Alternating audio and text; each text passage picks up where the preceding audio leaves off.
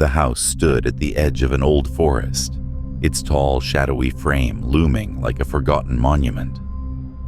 The Bennett family, James, Emily, and their two children, Sophie and Ethan, had moved in with dreams of making it their own. It was an old Victorian home with dusty corners and winding hallways.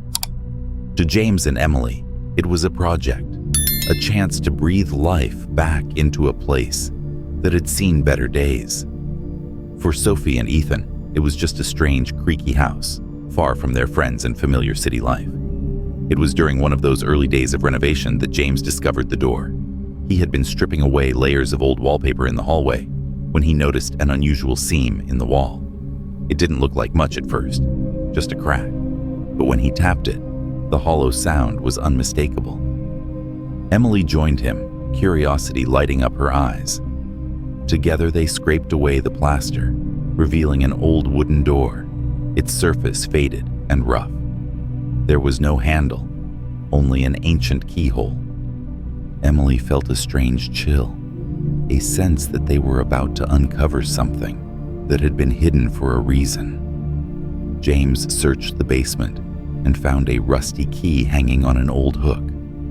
When he turned it in the lock, the door creaked open and they stepped inside. The room was small and dim, dust particles floating in the thin beam of light from a tiny, grimy window. It smelled of mildew and something older, something forgotten. Old toys were scattered around. A porcelain doll with a cracked face, wooden blocks, a rusted tin soldier. In one corner stood a small bed frame, the mattress long gone. On a rickety table sat a leather-bound diary, its cover brittle with age. Emily picked it up, her fingers trembling as she opened it. The handwriting inside was delicate and faded, the ink almost gone. The diary belonged to a child named Lily. At first, the entries were simple and innocent. She wrote about playing with her toys, about loving the room her father had made for her. But as Emily read further, the tone of the entries changed. The words became frantic, filled with fear. One entry caught her breath. "Something is in the room with me. It whispers when the lights go out." Another, "Daddy says it's my imagination, but I see it in the corners, watching me." Emily felt a shiver crawl up her spine. She showed the diary to James, but he dismissed it. "Kids have wild imaginations," he said, shaking his head. Emily couldn't shake the feeling of dread. She insisted they keep the door locked, and James agreed, more to calm her than out of any real belief. They closed the door and tried to move on, but the house didn't let them forget. It started with small things. Sophie and Ethan's toys would appear in odd places, arranged in strange patterns on the floor. Footsteps echoed at night, light, soft steps like those of a child. Sophie began to complain about whispers outside her door, whispers she couldn't quite understand. Emily tried to comfort her, but the fear in her daughter's eyes was real. One night, Emily woke to the sound of crying. It was faint, almost too soft to hear, but it sent a chill through her. She followed the sound through the dark house, her heart pounding. It led her to the hidden door. The crying stopped the moment her hand touched the handle. She unlocked it, the door groaning as it swung open. The room felt colder, the air heavy and thick. The diary was open on the table, but now there were fresh words on the page, written in a shaky hand. "Let me out." Emily stumbled back, fear gripping her. She locked the door again and ran to wake James. He listened, his face pale, but he tried to reassure her. "It's just an old house, Em. Old houses make noises." But the next morning they found muddy footprints, small child-sized footprints leading from the hidden door to the children's rooms. The muddy footprints haunted Emily. They were small, unmistakably those of a child, leading from the hidden door to Sophie and Ethan's rooms. Emily's heart pounded as she cleaned them up, her mind racing with questions she couldn't answer. Who or what, had left them. She decided not to tell the children, but the fear lingered in her eyes, and the house seemed to grow colder. That night, the family gathered for dinner, trying to maintain a sense of normalcy. James joked about the renovation, but his laughter felt forced. Sophie and Ethan were quiet, pushing their food around their plates. Finally, Sophie whispered, "Mom, I hear her again. She's crying." Emily's hand froze on her fork. "Who, sweetheart?" she asked, her voice steady but her eyes filled with worry. "The girl," Sophie said. "She's in the walls." James sighed, trying to reassure them. Old houses make noises. That's all it is.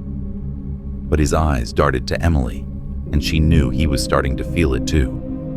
The presence, the unseen weight pressing down on them. That night, Emily lay awake, listening.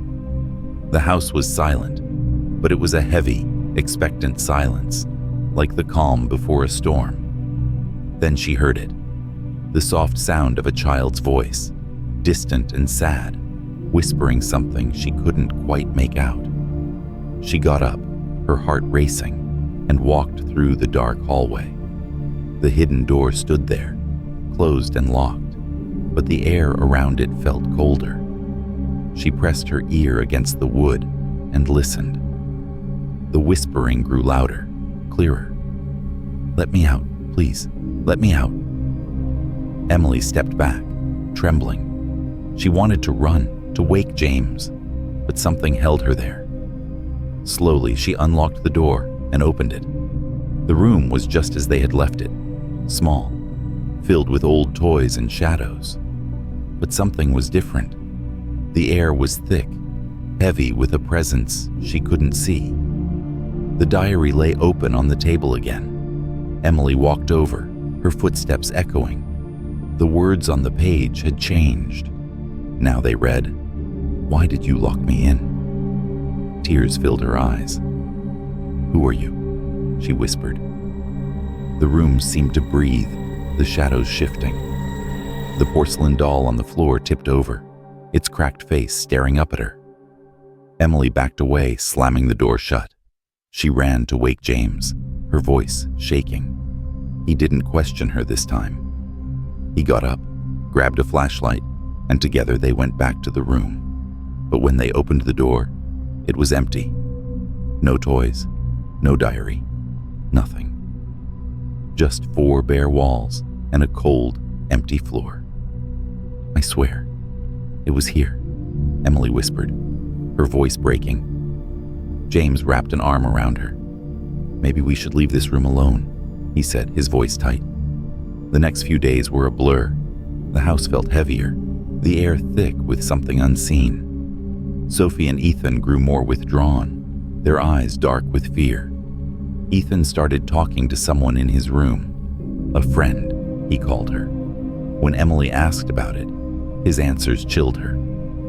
"She's sad," he said. "She wants to play, but she's stuck.